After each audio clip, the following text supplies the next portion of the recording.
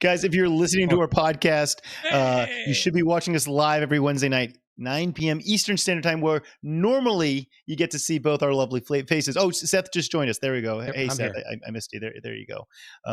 Yeah, guys, live every Wednesday night, 9 p.m. Eastern Standard Time. You get the cool visual side, and you get to be part of chat. Hi, chat. We love you. Got. I know you'll have plenty of questions for tonight. We've got some spicy stuff to talk about. The BAO. Seth, BAO was this weekend. It was insane. But guess what, man? I still hobbied. You did. Look at you. Stuff. Look at this. Dedication. We're going to bring down my hobby progress right here. So I did not paint. I'll be honest. I did not paint. No. But I've been building Sentinels because I needed some Sentinels. The new Sentinel kit is one that like I've had sitting on my shelf for a while. The new Guard Sentinel or Astra Militarum Sentinel. I'm like, you know what? Yeah, I've got time. You know, we've got time before the new edition drops. Let's just build stuff that's been sitting around. So I'm kind of going into it, man. I got 3 of those. I'm going to probably go to 5 because they're a fun kit to build. And Seth, you know what though? Like I was saying, I was at the BAO. I also had a lot of fun practicing my lighting skills. Can we show this photo here? Look at this. Like the BAO had some really fun. Yeah, there we go. Mood lighting. Yes, look at that. There we go. I was able to, so no one was in the hall. It was just me, just creating my own. Did they give you full control of what color lights in there? Dude, they give me the key to the kingdom whenever I go to these events. It is insane. I mean, I'm so fortunate that they have so much trust with somebody that's sometimes so totally. You should have done green, Kicker. It should have been green. It should have been green. I'm disappointed in you, actually. Well, the BAO, you know, we're going with like orange, reddish tones because kind of that's our artwork. Always green. Always green. Always green. I do like a good shade of green. But yeah, so that was my time. Seth, what have you been up to? Have you done anything fun this week? Yeah, I've continued on my 30 flash kits mission. I finished 10 more, which is all 30. I thought about getting them all together for a picture, but I still have some mega knobs I'm working on, and I want to just kind of get that big pile of stuff for a big exciting photo. So there we go. 10 more flash kits. This is your ACO army, right? That's your deadline. Okay. That's the deadline.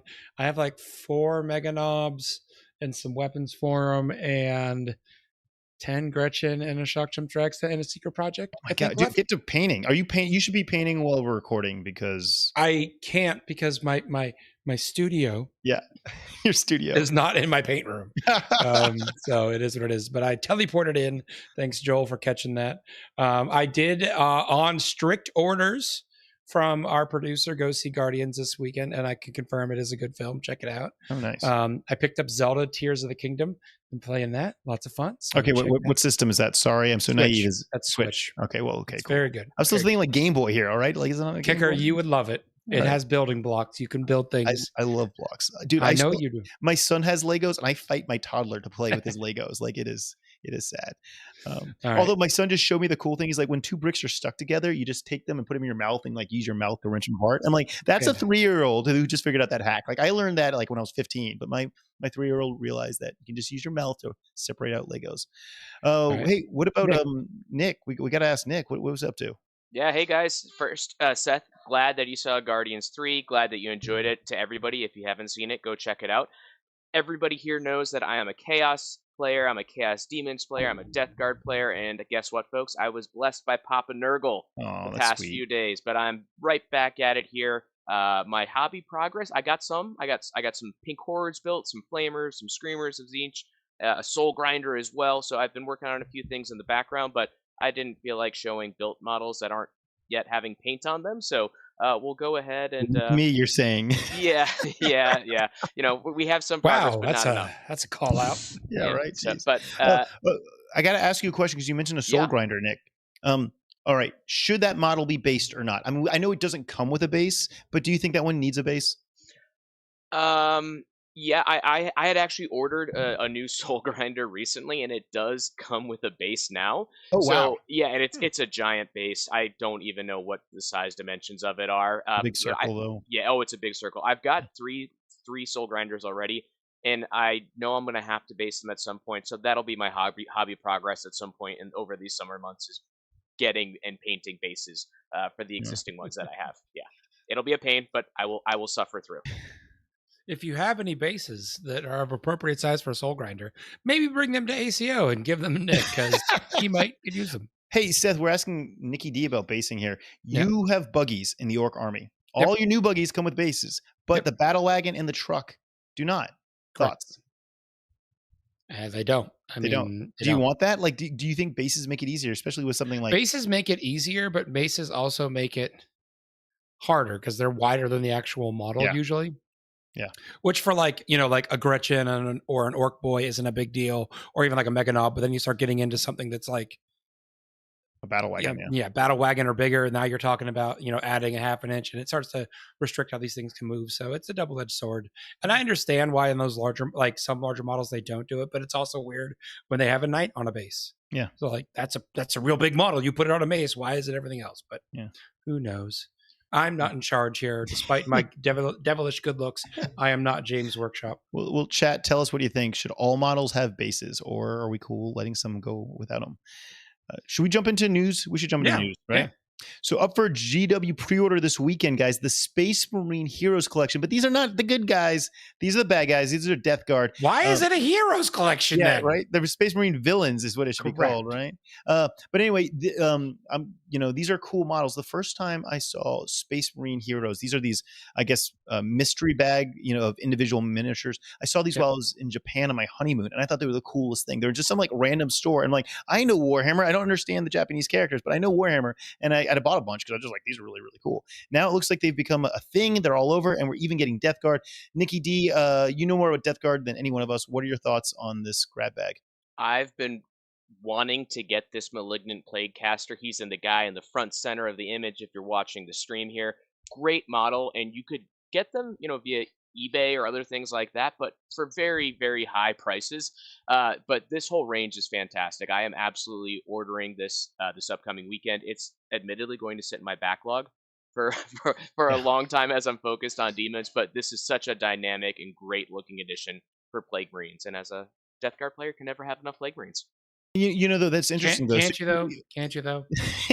So you're saying the only way you can get this special Malefic dude, whatever, Plague Caster, is basically in a big box set or in this new mystery set? Right? Yes. There are two versions of the Malignant Plague Caster, and that is the Psyker character HQ for the Death Guard. There's the one that came in the 8th edition starter set. Okay. And that you see on every table. And then there's this guy with the staff and the flags. Those are the only two versions of the model. This one, the other one is good. The one in the 8th edition starter set is good, but this one's way better. Yeah, these are cool.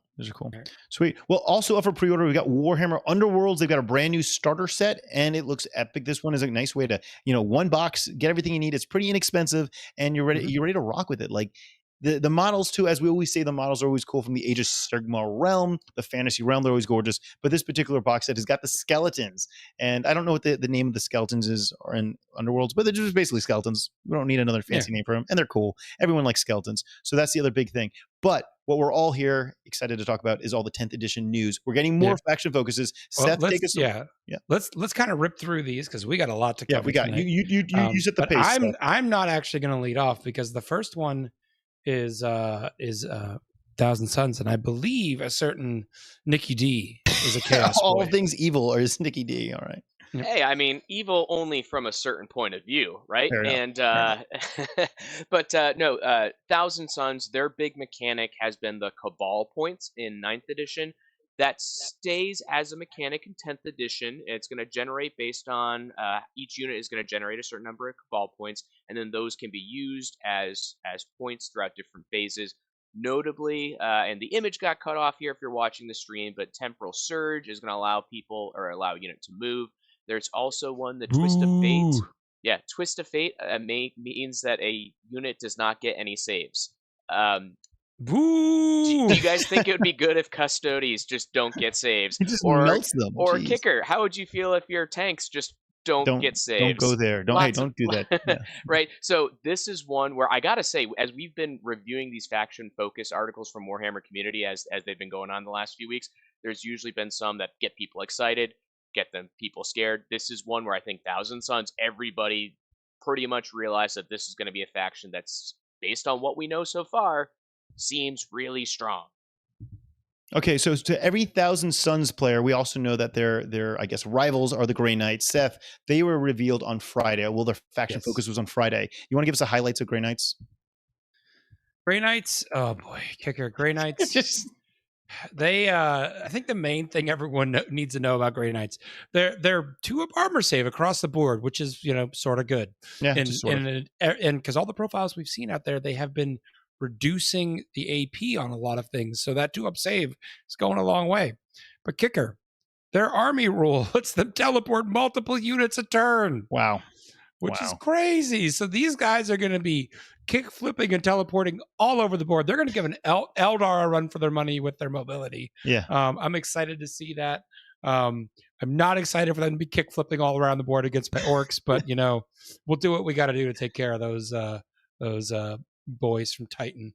So we got the Grey Knights. You said they're fast, but come on, Drukhari had to be faster. They were revealed on Monday. The faction focus was on Monday. We got some highlights from Drukhari, Seth. And so they get pain tokens. Okay, cool. And then what they do is they can either use those pain tokens to give units rerolls to advance and charge, or just rerolls to hit. Yeah, just rerolls to hit. Wow, it's real good. It's real good. Just nothing. And I'm very concerned. Nicky didn't put it up here. But every time I'm seeing these pop up from time to time in the previews, devastating wounds is like the new mortal wound ability. You roll a 6 to wound a critical wound. You do your normal damage, but as mortal wounds. And every time I see devastating wounds and then twin link next to it, which is reroll wound, I get very concerned. Red and flag. the Heat Lance has that. Yeah. Oof. That is going to be spicy. Okay, so we're getting a lot of craziness, but just talking to Frontline Gaming staff that was reading the same stuff that everyone was reading. We were all, our company chat. I was talking with my buddy Mike about it, and Mike mentioned that the GSC look brutal. Seth, highlights of the GSC. I mean, they were released, I guess, announced on Tuesday. I need a drink, kicker. I need a drink. Yeah, you need a drink because it seems like they're going to be even jankier than they were currently or kicker? Currently. Yeah, you're playing guard. I'm playing guard. Cool. What if I told you? What if I told you you just had infinite guard squads? Okay, infinite guard. Yes, I mean I get one with reinforcements because we know that was released. No. Just every time they die, you get. Every time they die. Every time they die. That sounds wonderful for guard, but we don't have that. Okay, but guess who does? They don't have. GSC. What do you mean they have? What do you explain that? I did not read the GSC thing. I just so what they have is when one of their units dies with the cult ambush rule, which we haven't seen what units, but we know at least one is one of the core, one of the battle line units. You roll, and on a 4-up, that unit goes back into cult ambush. So you have a 50-50 chance, and you put a token within 9 inches of where they are, and then the next turn you can bring them back. Oh my gosh. At full health. Oh my gosh! And if they're a battle line kicker. Their battle line unit, which is the troops, essentially. Yeah, the troops, yeah. You get +3 to the roll. So they just automatically roll a 4+. So wait, can you just keep on doing this? So yes. They just keep on coming back alive? Forever. Oh my gosh. The only way to stop it is to get near the token so they can't blip back at the token. Okay, at least you have that. That's at least something. Jeez. All right. Well, looks like that is officially the jankiest of jank. But let's. Okay, so we got just the fact that you can I don't care what the base profile is. If it's infinite, it's gonna be a problem. You're gonna keep on coming back alive. All right. So then today, Wednesday, we got Imperial Agents. Now this is not really a faction. They are kind of an add-on, right? They won't be their own distinct attachment. Correct me if I'm wrong, chat. But it looks like they just join other armies, kind of like they do right now. You'll be able to get a few based off the point sizes. It looks like 2 will be the normal, but you get 2 units and then 2 character units as well. It looks like so you can have quite a few in your standard guard or Space Marine army. Previewed, we got the sniper guy. What's the name? Vindikar Assassin. Vindikar Assassin. Thank you, sir. And they look good, but I don't think just comparing directly to the current Vindikar Assassin, the damage doesn't look that scary.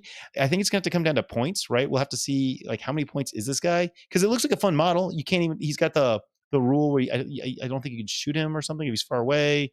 Lone operative, yeah. Lone operative. More than 12 inches away, you can't target him. You can't target him, which is nice. And he's got a sniper rifle that can do a lot of damage, but it's unlikely to do a lot of damage. So just roll 6s. Yeah, just roll 6s and you'll be fine. But I don't think it's as much damage on a regular basis as you could get with the current assassin. So I don't know. We'll see, Seth. Did any of those models stick out to you? Any of the new Imperial the Vindikar I think is very strong. Yeah, cool. All right. Kicker, let's get into event news, and then we'll get into our main segments. Okay, event news really fast. We're going to jump into what geez. Okay, I guess we can talk about event news. Are we at event news? I'm trying to go through my notes here. Yep. We are. Okay, so the BAO was this week. We're going to talk about that in the future. ACO, we look like we're going to have a DJ, a pretty sweet DJ. It's still in the works. Are you, Kicker, going to have a dance off? I mean, we can and we should. I think that is a requirement. Like extra points if you win the dance contests. I don't know, man. We can. I am not. I've got no ability to dance. I've got no ability to keep a rhythm or a beat. But it looks like we can have a really epic DJ coming. I can't say his name. Can't talk about it until everything is signed and finalized. But he just. It's DJ TJ. Yeah, right? let's go with that one. Yeah. Little do you know that TJ Lanigan has started a DJing. Oh, there we go. Boom. There we go. Yeah, I'm all for it. So that's the big ACO thing. Oh, and we have the Frontline Gaming Sisters Terrain set. I got to mention this. That is fully live and selling and doing really, really well. And can we bring in Nicky D? Is he back yet? Because I really wanted to touch base on something that he needed to bring up. Nicky D, are you back?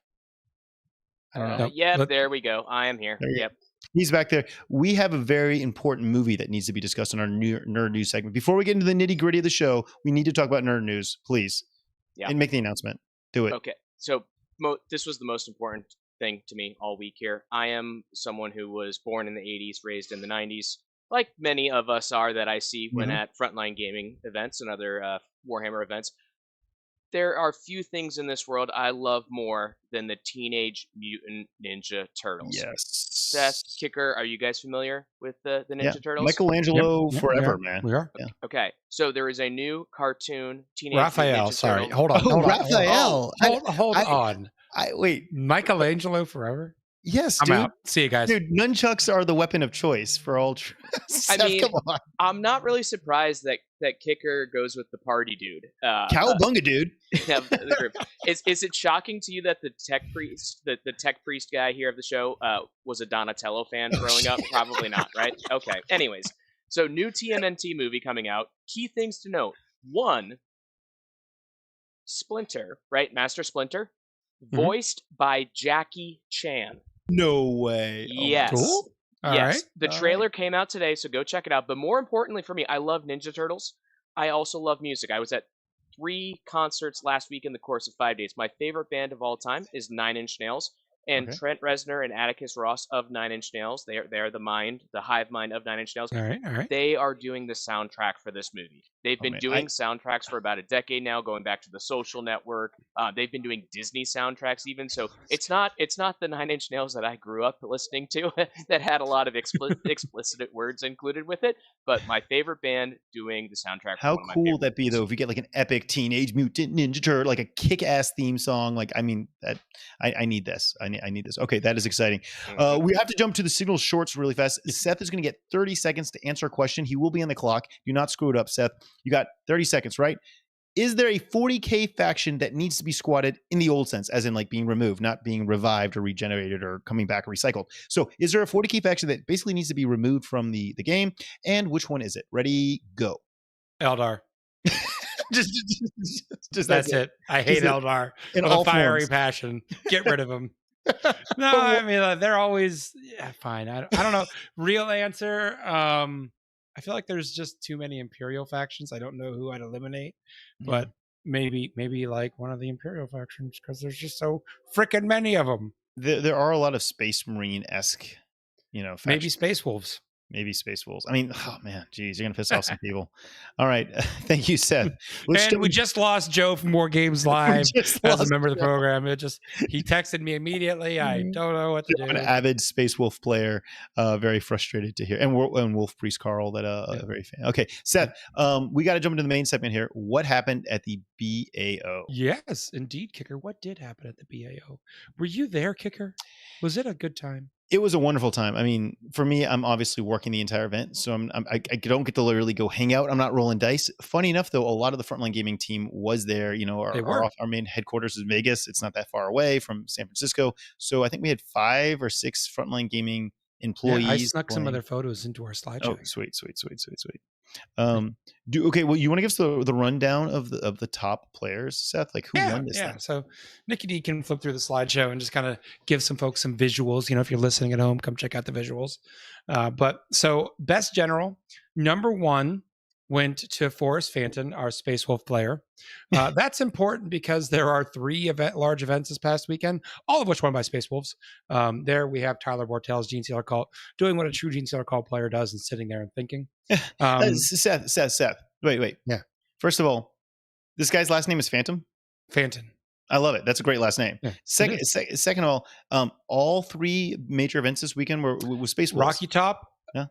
BAO, and Motorcycling Mayhem, all won by Space Wolves. Wow. Now, what is this? Okay, what's the secret tech here that I'm missing? I mean, obviously there free melta-guns. There we go. So that's it. Just if you put free things on all your Space Wolves and be like, what if I had 40 melta shots and a bunch of fists? Yeah, you're like, huh, you're right. yes, I guess that will do it. Okay. So who came in second? So we got Forrest here winning. This lesser known player, he's here in chat though tonight, so I figured we shout him out. James Carmona with his World Eaters, also a member of Team Zero Comp, which is kind of the in-house FLG team. That's where it started. It's grown beyond that crew there. Can we talk about this guy though for a second? We're talking like a few points from first. Now there were multiple. He's actually been in chat petitioning for a shadow round since we started tonight. Okay, that makes sense. James, you were so close. Now, guys, for those of you that were not at the BAO was a 6-round event, 3 rounds on Saturday, 3 rounds on Sunday. We did have multiple undefeated players.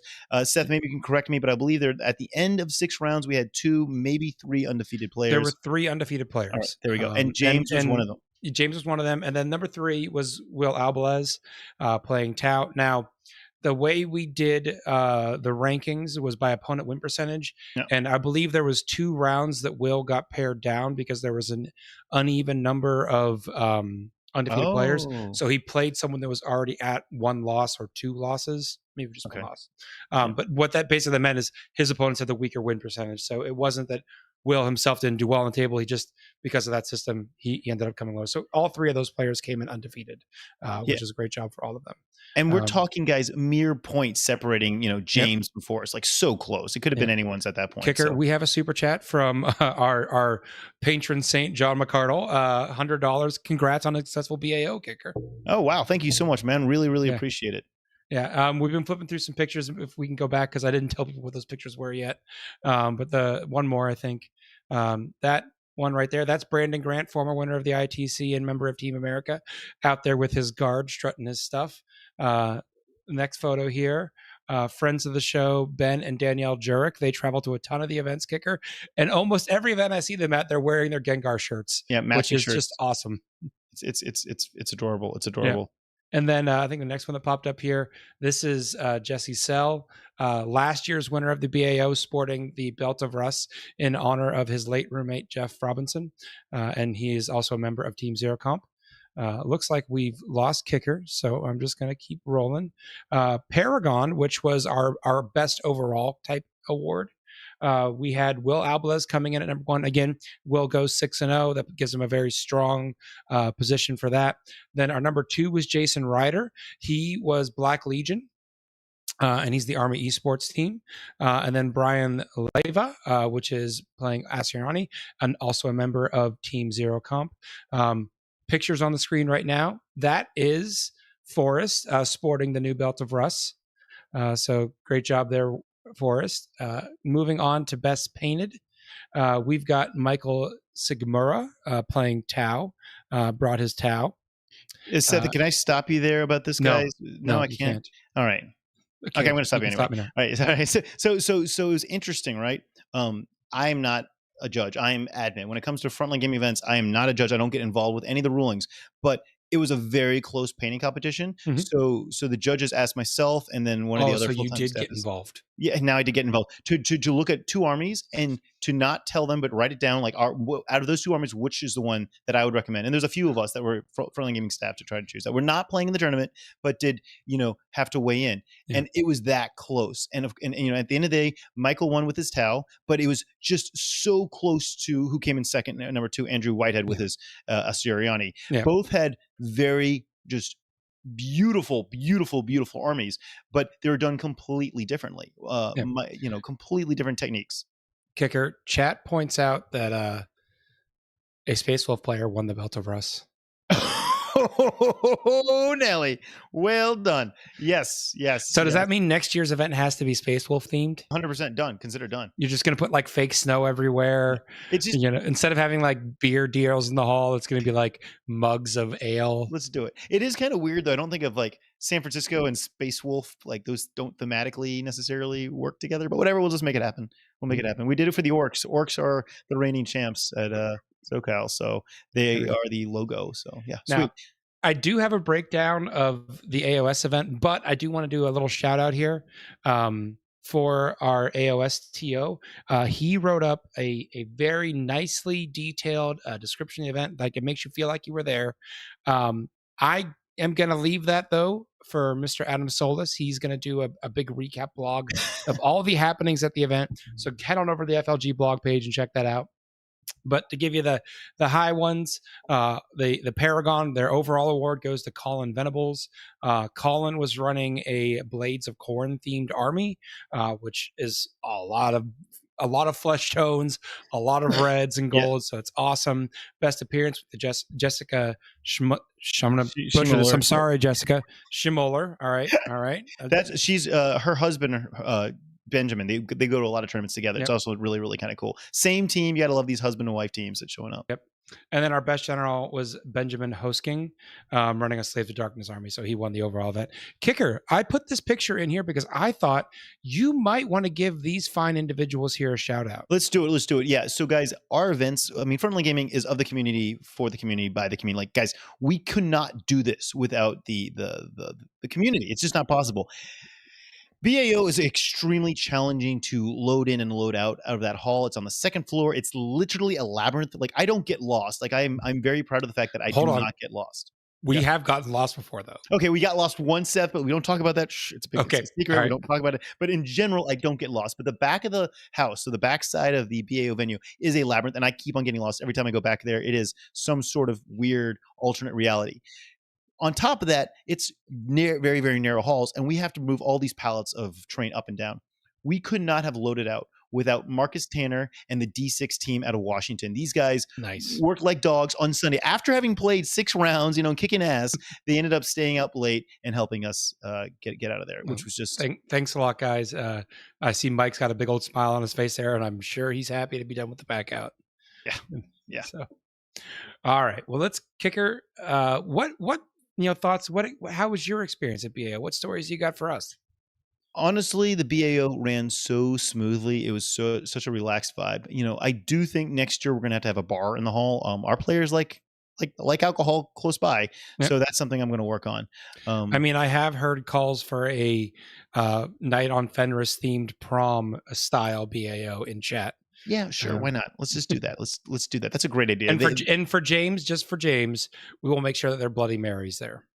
There we go. Yes, we do need Bloody Marys at all Frontline Gaming events, especially in the morning. I think Bloody Marys on the Sunday morning. Really, just because he was, playing corn, or because he's playing corn. But yeah, totally. That too.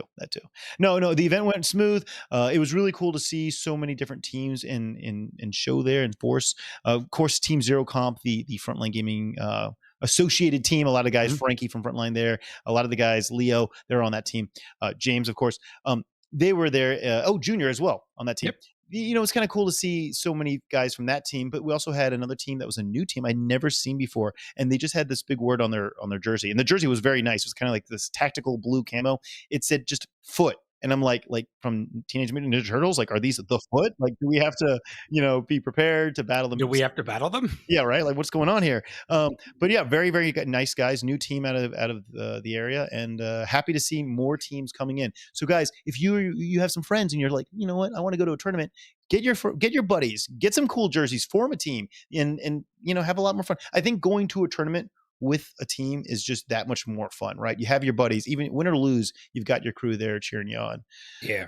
Seth, do we want to jump into what's going on the network right now? Yeah, we can certainly do that. Now, Kicker, I have some sad news to report about one of our network affiliates. Oh no. Party at the All Points has performed an infraction that I don't know they can forgive them for, which is choosing bad ice cream flavors.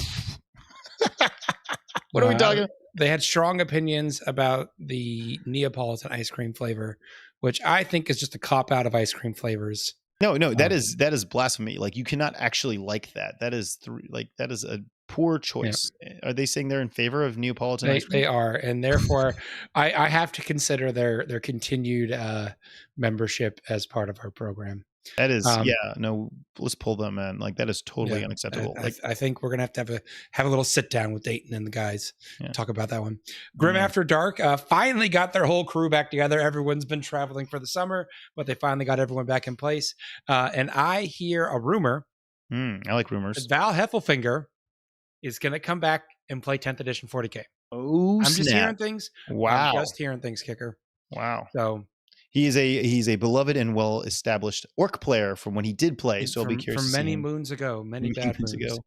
And he's been a die-hard 8th edition fantasy player long after that game has died. So to see him come back is quite impressive. But Kicker, I finally am able to announce. We do this? Yes, we are finally ready to announce another member show joining our network here and partnering with us. And this one's exciting, guys. This is the big one. Can we bring up the graphic there? We have graphics. Wow, this guy gets graphics. Yeah, he does. That is not the graphic. That is still Mike out. That's okay. The Angry Joe Show. I don't know if you're familiar with the Angry Joe Show. The Angry Joe Show is a YouTube channel mostly focused on video game reviews. Joe is known for his angry reviews, but he is a very honest reviewer. He is going to tell you up or down whether or not that game is good or not. I've been watching him for years just because he's a reliable review source, and I very much enjoyed his take on games, and I felt like what he enjoyed in games is what I enjoyed in games. He personally has been into wargaming for a while, but he's deciding that he really wants to start getting his wargame streams and growing them beyond what he's already had. So I think he's joining in, man. He's going to go big in 10th. So we're excited to have him. Kicker, he's going to be trying to make it up to LSO with us. So I'm excited to welcome him to the network. So big shout out to him. Go check him out, guys. He's going to have a lot of great content. They were playing the other week Dreadfleet. Do you remember that game, Kicker? Yes. Explain the game, because some people may have no idea what you're talking about. That was like, oh God, it was like at least 10 or 15 years ago. It was a naval combat game set in the Warhammer Fantasy universe. So you have like a dwarf ship and stuff, He has like, I was talking to him and I think he has like 60 or 70 like different completely built and painted figure games that he's going to be playing. So there's going to be a lot of different content over there. So I'm super excited by that. So go check that out. Would you say that he's one of our larger affiliates now? Yep. So he is by far the largest individual show to join in. He has a viewership of about 3.5 million. Wow. So 3.5 million? Yep. Million. Jeez. So we're gonna get this guy coming to LVO and all of our events now. Kicker is going to drag him wherever he can. Yep. So but really excited to have Joe. It's been good chatting with him. And you might know one of his coworkers there, Jay, because Jay runs Bold Action. He's actually running the Bold Action TO for LSO. Oh, sweet. Yeah. Oh, yeah. Very cool. Very cool. Yeah. So very excited by that. So let's get into our community spotlight. Kicker, you did a poll. Yeah, and by the way, when you said I did a poll, technically Nicky D did. I didn't do anything. Oh, you took credit for I was lazy this week. By lazy, I mean I'm busy getting LVO tickets ready to go live on the 9th. So yeah, I'm kind of just trying to keep my head afloat. So thank you, Nicky D, for posting the poll, guys. I'm good. I'm good. Did I say? Are you okay, Seth? I'm good, Kicker. You just keep going, bud. All right, just keep credit.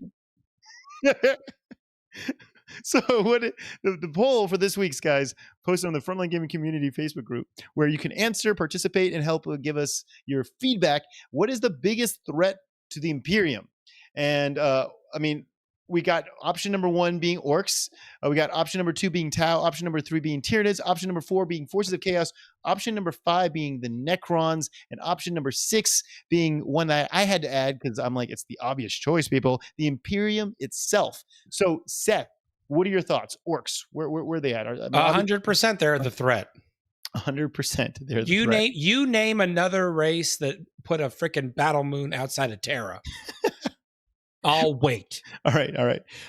Well, okay. What about Tau? What are your thoughts on Tau, Seth? Nah, Tau are they just want to stay in their corner. If the Imperium left them alone, the Tau wouldn't fight them. Most likely, right? If the Imperium left them alone, they just do their own damn thing. Nicky D, thoughts on NIDS? Where do they stand? What are your just personal thoughts? Are they the big bad guys that we have to worry about? I'll stick to my personal thoughts on this one.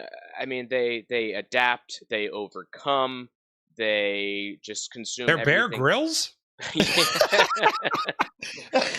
You know, I hadn't considered it. I broke kicker now. You just broke me, man. That was good. That was smooth. That was smooth. We're not gonna have an issue tonight because of technical difficulty. We're gonna have an issue because Seth chokes on his water and then kicker.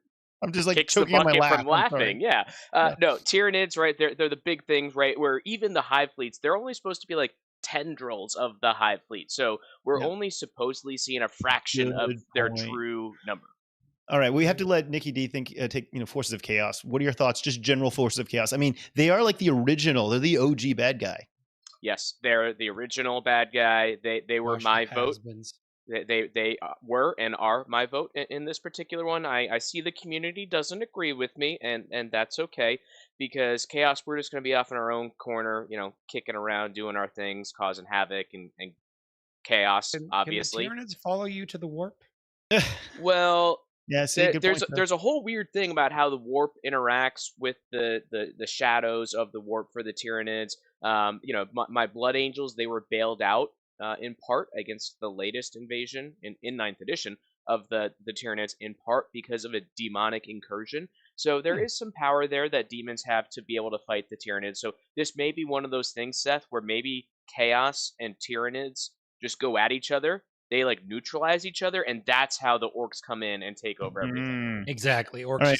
Up, baby. Well, we can't forget the Necrons. Come on, they're ancient, they're old, they're they can't be killed. I mean, they can't die, right? They can. You hit them hard enough with a chopper, they go down. Okay, there we go. All right, so Necrons don't really seem to stand a chance. The Imperium, though, guys, the Imperium itself, remember, it is vast, it is massive, and like many things, when they get so big and massive, they start to have civil war, they start to have unrest. There's already issues. That's where the original heresy came from. Like, couldn't we just have another, heresy in the future? Couldn't that happen? Don't you see Bobby G maybe having some disagreement with some of his brothers, brother Primarchs? I don't know. It just seems like that's the clear answer, is that the Imperium self can rip itself to pieces. So chat, tell us what you think. I'm going to go read the results real fast, what we actually got. So Orcs got 6%, Tau got 4%. The winner here is Nids with 60% of the votes. People think 60%. Nids are the big bad guys. Forces of Chaos got 16%, Necrons got 3%, and Imperium of Man itself got 10%. So you guys are wrong. It really is the Imperium. Clearly. Wow. Seth, do we have some fancy photos? Isn't the customer always right? The customer's always right. You correct. I do have some community spotlight photos. So our first one up, I pulled this one for you, Kicker. Oh, yeah. Pedrag Falwin. Man, I'm really butchering names tonight. Working on some beautiful Seraphon. Oh, let's see it. From the new kit. Let's see it, Nicky D. We're gonna get those visuals in a second. But yeah, man, those. Oh, geez, gorgeous. Look at it. It's beautiful. It's beautiful. Okay, yeah, Seraphon. I think that anyone look at them stripes. Those are not easy. Stripes like that on flesh are not easy to do and make it look natural. But I mean, I think that I think the Seraphon miniatures themselves also, not taking away anything from the artist, but the miniatures themselves, like I painted my Seraphon way better than like I can normally paint, because they're just like the perfect, I guess, sculpts.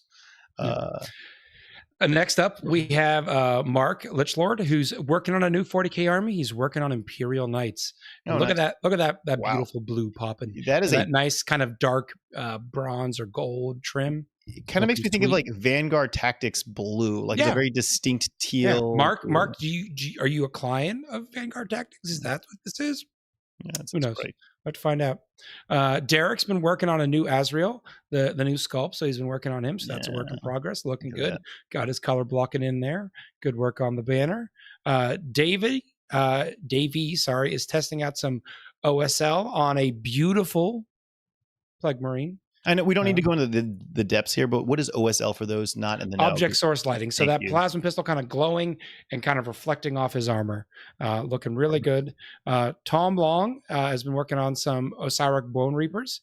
And they also have some nicely looking models. I always have trouble painting bone and getting it to look nice and even and smooth like that. And he's done that very well. Skeleton Horde. The contrast skeleton horde. That's all you need. Nice and crisp. And then Kicker. Yeah. You know how I wave a choppa around? Yeah, I'm familiar with your choppa. It seems that War Boss Jacob Thayer was having a little choppa envy and made his own. Oh, look at that. He sent it to me the other day, and it is a thing of beauty. Yeah. So I'm excited to clash swords with him at an event sometime. So I just thought that was pretty cool. Jacob is actually doing, Jacob and the Hobby Goblins, they're doing the best general Age of Sigmar, best general 40k swords that we're going to be having for ACO. Sweet. So if you win best general at ACO, you will get an absolutely gorgeous sword. Kicker, you don't even bother shipping that to ACO. You can just ship it to my house. Ship it right to you. You gotta win, my friend. Gotta win. It's already done. 30 flash kits, baby. 30, that's all you need. All right, guys. Final thoughts for the night. How we doing? You know, man, so the event ended on Sunday. I flew back on Monday. I finally opened up my emails yesterday, and I almost started crying. I got so many, such positive feedback from players. People, I have no idea. I didn't even know they were at the event, but I got several emails. One in particular that was just like, you ran, your event was so professionally run. It started on time. It ended on time. It was the highlight of my year so far. Thank you so much. Guys, I don't know. I'm not an emotional guy, but I'm getting a little emotional. It was just really sweet to hear such positive feedback. So guys, I'm glad you had fun at BAO. I can't wait to see so many guys at ACO, and I hope to run just as good, if not a better event there. We've got even more things planned for ACO. It's a bigger event. We've got a lot of cool people coming. Nicky D and Seth are going to be there partying with us. So I'm very excited. Very, very, very excited. Nick, what do you got for us, man? Yeah, I'm relaxing a little bit this weekend. Again, Papa Nurgle got me last weekend, so I'm hoping to get back on the hobby table this week. I'm really excited. We've got a great show coming for everybody next week, and then of course a couple weeks after that is ACO. So we're just steamrolling along for the next couple of weeks. And I might run the same list I ran at Maryland Open. I might build and paint a few things. We're going to see. But as mentioned by Kicker, I'm going to be at ACO. Seth is going to be at ACO. Mm-hmm. Kicker is obviously going to be at ACO. But Seth and I are going to be there playing 40K. So whether you play 40K, Age of Sigmar, Legion, any of the other games that Kicker is going to have running there, please come find us. I'll be the guy wearing flannel all days. And then Seth is going to be the really tall orc. So we're going to be very easy to find. Orc, that's me. And if everything goes well, I might have some special swag. We'll see. Cool. All right. That's it for tonight. We thank you so much for joining us, guys. It's been a great show. Again, despite some technical glitches, chat's always here to kind of pull us through.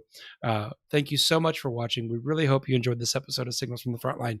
Have a great week, and we will see you next week. Good night, guys.